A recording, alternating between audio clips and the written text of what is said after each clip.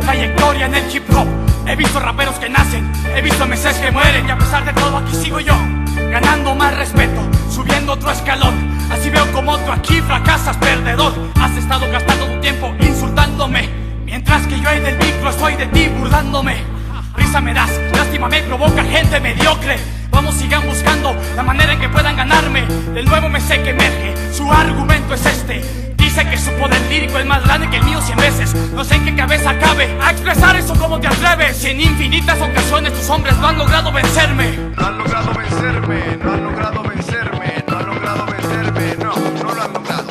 La ley del hip hop me rige, la cual no me permite a juguetes en su debut o en su carrera dejarlos libres. Si vas a emitir un rap, si vas a bailar, incluso pintar, o deseas convertirte en un DJ, los lineamientos respeta. Micros y tornamesas forman una buena mancuerna, pero no todos tienen el don de manejar esta situación. Algunos lo creen tan sencillo como aprender a jugar fútbol, pues toman el micro deseando ser MC sin explicación. De ti tengo mi definición, que es la de gran perdedor, y en lugar de obtener un Grammy tendrás un Oscar por tu actuación. Porque lo que haces en la escena rap es solo una caracterización de un genuino MC en la difusión del hip hop. Que cabrón, no te gustó, me informa que quieres batalla. Adelante, eso me agrada verte perder y arrojar tu toalla.